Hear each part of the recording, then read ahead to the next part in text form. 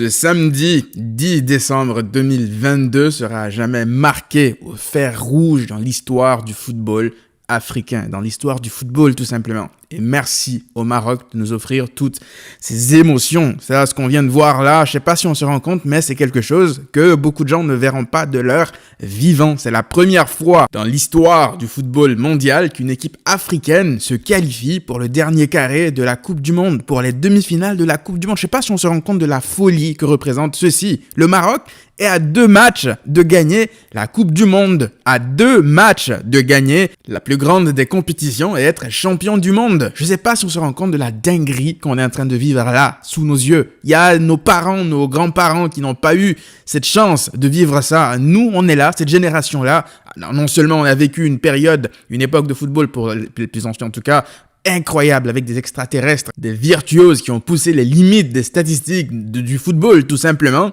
Et là, on assiste à quelque chose d'encore plus historique en voyant la première équipe africaine à atteindre les derniers carrés d'une Coupe du Monde. Donc franchement, je sais pas, moi, je ne peux même pas imaginer ce que être marocain, ça signifie actuellement. Là, je suis extrêmement heureux, j'ai des émotions de fou, alors que je suis même pas marocain. Alors imaginez actuellement, les Marocains, ce qu'ils doivent ressentir. Là, j'espère de tout mon cœur pouvoir un jour vivre de telles émotions grâce à mon pays. Ça doit être un sentiment de fierté inexplicable, juste impossible à décrire, indescriptible, parce que là, pour le coup, ça défie toute logique. Donc franchement, je veux remercier le Maroc parce que ces émotions, je les vis à travers eux. En ce moment, je les vis grâce à eux. Donc merci pour ce qu'ils font pour le football africain, parce que ceci restera à jamais gravé dans l'histoire. Avant d'aller plus loin et parler de plus en détail de ce match, j'aimerais accueillir de nouveaux membres sur la chaîne, ça faisait un petit bout.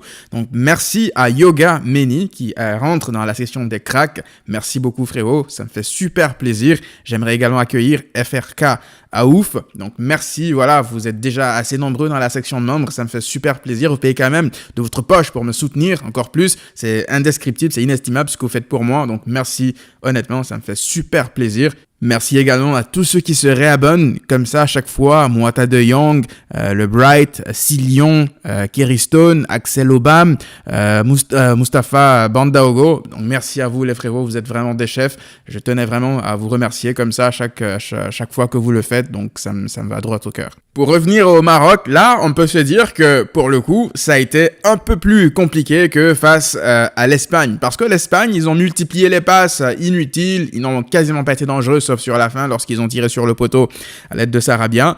Et là, pour le coup, le Portugal est une équipe qui n'hésite pas à balancer des centres. Au bout d'un moment, j'ai cru qu'on était dans Hiroshima, Nagasaki, les bombardements de centres, ça n'arrêtait pas. Ça n'arrêtait pas. J'étais pas serein, j'étais là. Je me disais, mais ça va jamais tenir. Surtout lorsque Romain Saïs s'est sorti sur blessure. Alors lui aussi, grosse Coupe du Monde. Lui, c'est vraiment pour le coup un vrai capitaine. Il jouait avec une douleur en plus. Donc voilà, c'est un mec comme ça, tu l'as dans ta défense, t'es serein en fait. Là, pour le coup, on n'en parle pas assez, mais le Maroc vient de perdre sa charnière, Saïs et Aguerd, ils formaient un duo incroyable depuis le début de la compétition. Je sais pas si on se rend compte de la dinguerie, mais le Maroc n'a encaissé qu'un seul but depuis le début de la compétition. Un but contre son camp d'ailleurs. C'est eux-mêmes qui l'ont marqué ce but. C'est-à-dire qu'ils en ont tellement marre de ne pas encaisser, qu'ils ont décidé d'encaisser eux-mêmes. C'est une équipe extrêmement solide derrière. Ils l'ont prouvé encore une fois ce soir. Et pour le coup, j'aimerais parler du jeu du Maroc avec ballon parce que ce soir, ils ont eu des sorties de balles. Honnêtement, c'était du café, c'était de la crème. Moi, c'est ce que j'aime le plus, les équipes qui savent sortir les ballons comme ça, avec des touches rapides sur les côtés, les combinaisons entre Hakimi, Ziyech, Unai. Oh là là là là là. On lui a ramené du poulet braisé là, d'un coin. Il a fondu en larmes sur le poulet. Il pleurait quasiment, il mangeait le poulet là, avec toute force. Il disait, c'est quoi ce poulet, c'est quoi? Il a demandé l'adresse pour retourner.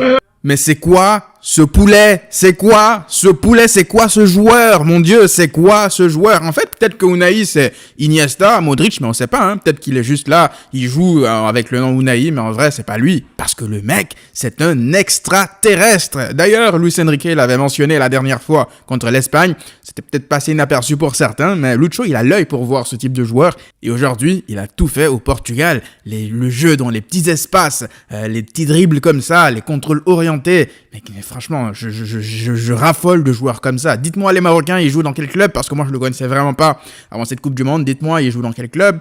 Pourquoi est-ce qu'il n'est pas dans un plus grand club, si c'est même un club assez petit?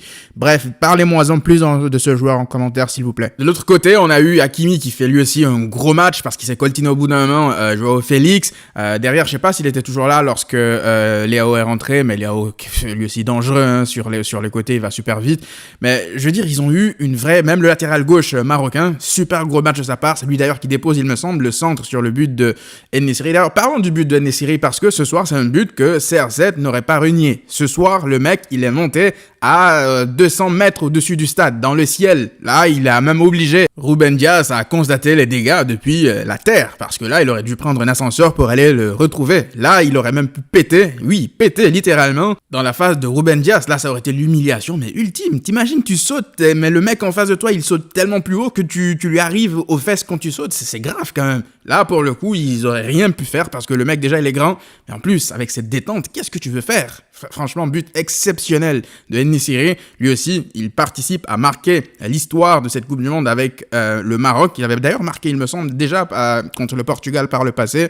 Bref, franchement, masterclass. De l'autre côté, il y a eu aussi Ziyech qui a fait un match lui aussi, hein, de capitaine. D'ailleurs, au bout d'un moment, il a pris le brassard de capitaine dans les efforts. Il a multiplié les efforts. Il a énormément aidé Achraf Hakimi. D'ailleurs, je trouve ça dommage que Ziyech, il a perdu un peu de temps avec la sélection marocaine parce qu'au bout d'un moment, je pense qu'il avait été blacklisté. Je sais plus trop, dites-moi les Marocains dans les commentaires, mais je suis content de le revoir comme ça, heureux avec la sélection, écrire l'histoire de la sélection marocaine, l'histoire du foot africain comme ça, et d'ailleurs ça parle de lui à Milan, donc lui et Leao, imaginez sur les côtés, ça pourrait être le feu, donc voilà, Ziyech lui aussi match XXL. D'autre côté, j'avais envie de dire qu'au bout d'un moment, j'avais peur parce que j'avais entendu dire que Sofiane Amrabat jouait avec une blessure et qu'il était même pas à 100% avant ce match, donc je me disais, vu le nombre d'efforts qu'il fait lui à chaque match comme ça, je me disais que lui aussi, comme Saïs, ce n'était qu'une question de minutes avant qu'il ne se pète lui aussi, mais pour le coup il a tenu, donc lui honnêtement quel joueur lui aussi, un monstre, il est partout Amrabat. D'ailleurs il était avec son frère, je vous avais dit la dernière fois que je les confondais souvent parce que je pensais que c'était son frère qui était toujours en sélection, mais non, c'est bien Sofiane Amrabat. Franchement quel guerrier ce joueur là. J'ai eu peur, la deuxième chose pour laquelle j'ai eu peur, c'est, parlons de Chedira. Au bout d'un moment, vous savez, lorsqu'il a pris le carton rouge déjà, lorsqu'il avait sa conduite de balle d'émeutier, je me suis dit que là, ça y est, les signes pour que le Maroc craque sont beaucoup trop. Ça va pas continuer comme ça. CR7 était rentré motivé, le Portugal poussait encore plus. Et Chedira, il prend un carton rouge, il laisse ses partenaires à 10. Là, je me suis dit, perdu pour perdu. Si jamais le Maroc se fait égaliser, se fait éliminer à cause de cet idiot, au bout d'un moment, il va falloir fermer les portes du stade, au moins s'assurer que lui ne sorte pas et le monter en l'air, parce que là, c'est du sabotage. C'est du sabotage. Comment tu fais ça? Le mec a du kérosène dans le cerveau. Tes partenaires, ils se sont tués à la tâche depuis le début du match pour empêcher le Portugal de marquer. Toi, tu rentres, tu leur offres l'opportunité comme ça de tuer ton équipe. Tu les laisses à 10 contre 11. Déjà qu'à 11 contre 11, c'est difficile de défendre. Ça aurait vraiment pu être très problématique et dramatique, cette histoire, cette fin de match pour le Maroc. Heureusement que ça y est, ils tiennent le coup. Donc voilà, le Maroc se qualifie et affrontera donc le vainqueur du match entre la France et l'Angleterre. On va débriefer également ce match-là.